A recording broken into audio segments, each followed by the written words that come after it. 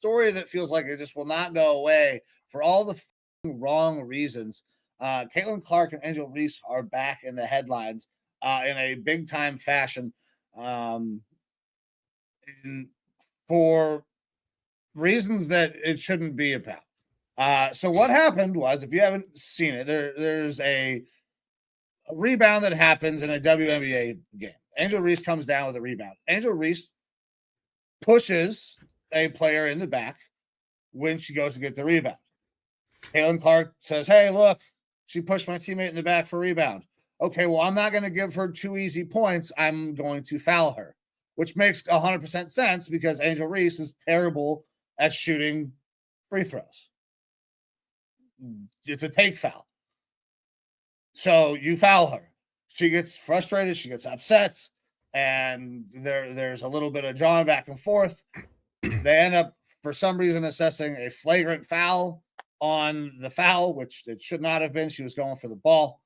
And then things go from there, and it becomes a fiasco with, there were people saying potentially racist remarks or other things, but there are reports that nobody said anything racist. They were just booing Angel Reese.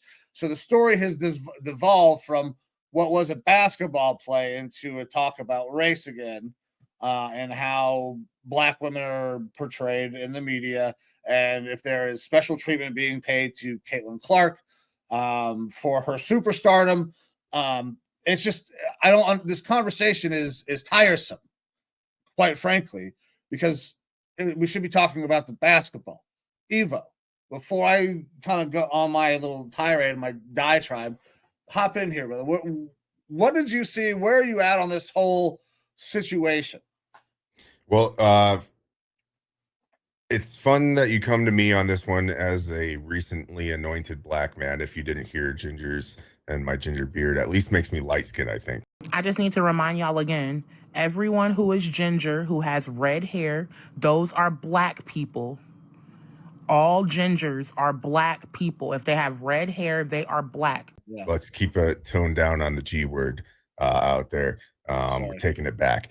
But like it is always shitty. Like I'm tracking, I'm paying attention moderately to this, but it's exhausting to have kind of consistent racial issues brought up between Caitlin Clark, Angel Reese, and WNBA stuff.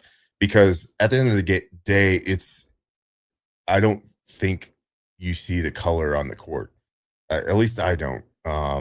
It's the only color you see is the uniforms to me, and it's about the product being put out on the court. Angel Reese has a bone to pick with Caitlin Clark, and vice versa. They're they're rivals. Like, they're not gonna like each other. It's just the only one that seems to be really outwardly speaking is Angel Reese, a lot more on social media and stuff like that. So I think that's why a lot more of the kind of vitriol and hatred gets pointed towards her in a way. But look, I'll say this on that foul. While yes, I do think Caitlin Clark was going for the ball, I do think it was a little bit aggressive. I do think that there was a little bit extra to it. I'm sure you're giving her a hard foul. She's a bigger girl. Caitlin Clark is a fucking guard. At the end of the day, we see rivalries in every single sport.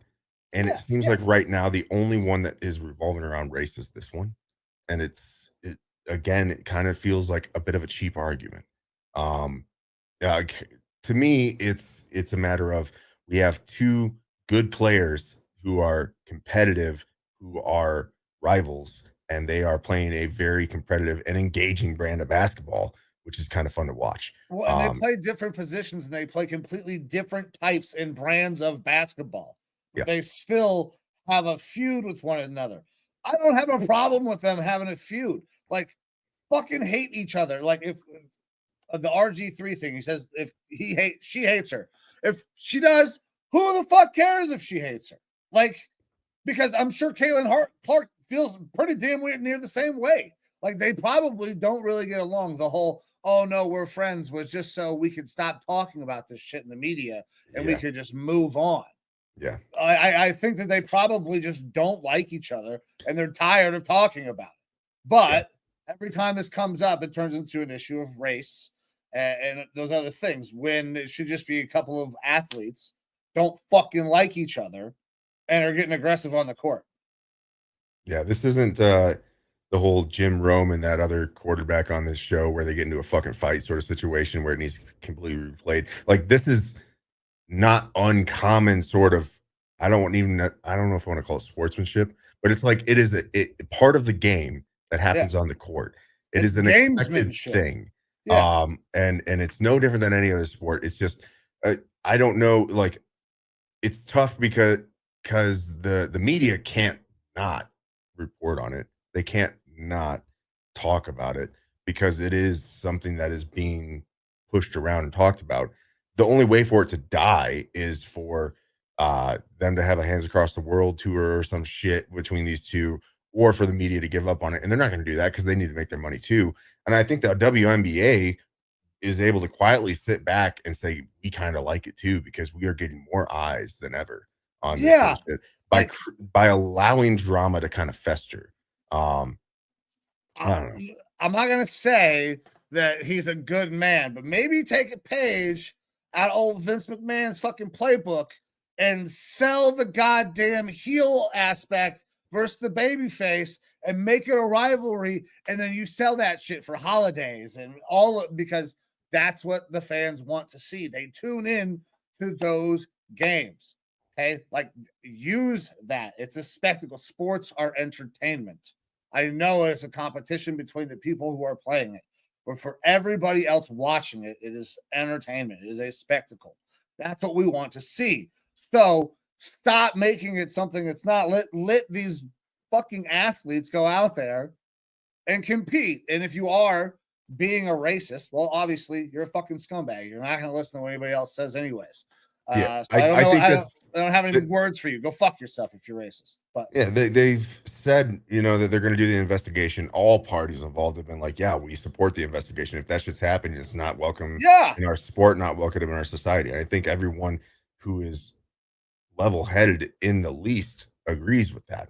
I wouldn't be surprised if there was racial shit fucking slung around in that game. I mean, it's fucking Indiana too, bro. Like, let's not. Well, I was born in Indiana. What's wrong with Indiana? There's a lot of people that maybe don't like people who are not their color. Dude, there's people that don't like different colors everywhere. I know. That's unfortunately, it's just an unfortunate fucking part of society. Like, we're humans, and humans are flawed, and there's a lot of shitty humans out there. But regardless, there's no need for that in our society, no need for that in the sport. And by all means, they should investigate, find if that's an issue, and try to eradicate it as best as possible.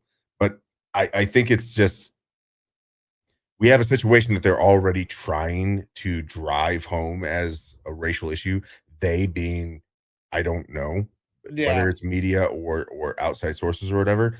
But then it's like you're adding in like little pop shots on the side to try to kick off more shit of the racial stuff in the crowd. Like, and then they, going after Portnoy for saying stuff or whatever. Ball don't lie to Cailtlin, to Angel when she missed the first free throw of the tech, because that was such a garbage call. I was yelling at the ref at one point, like, that's a cop-out flagrant, ref, and you know it, because that was not a flagrant foul on Caitlin Clark. Anyways. So listen, Dave Portnoy is an asshole, but he's like my type of asshole.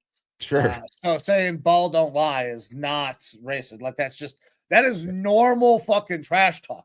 That is not, you could even hear that at any fucking game, any NBA game, and any WNBA Yeah. game. Like, that's just normal fucking phraseology. Yeah, that is absolutely not anything like nefarious whatsoever. That is completely normal. So, if you're going to go after people and say, you can't boo, then people won't watch the WNBA. You have to let these people enjoy it as a fan and have the fandom.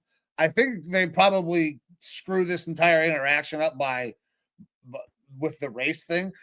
But for the WNBA to issue a statement based on trolls, like, my life is the internet, I know trolls. I've seen people lie about me, say shit about me. Nobody knows trolls made up shit better than me. For the WNBA and now the Indiana Fever to issue statements we're investigating, 0.0000 chance there's any truth to this. and you add validity when you acknowledge the statement. We don't condone hate. There was no fucking hate. The only hate was coming from Angel Reese attacking Caitlin Clark. Now, don't get me wrong. There were definitely people who were saying some racist remarks at one point when Caitlin Clark came into the league. So I'm not going to say that was not happening, because it was absolutely happening.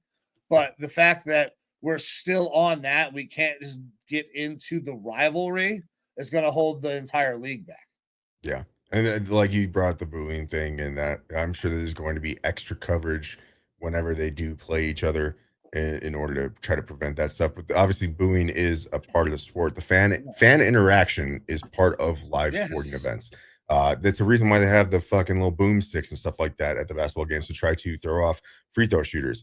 It's why teams, will throw shirts that kind of like talk shit about the other team on every chair of every seat, to try to create an ambiance. The fan experience, while it might not have as much of an effect of the players on the court or the field or whatever for the sport, it's one of the reasons why you love sports, because you feel like you are a part of the game with that sort of a fan experience. That's why the Vikings skull chant is so engaging, because you feel like you are creating part of that atmosphere that is helping to drive your team on. It's why every team everywhere puts up different banners and slogans and logos and stuff like that at different parts of a game, that tells the crowd to get loud, because it's engaging.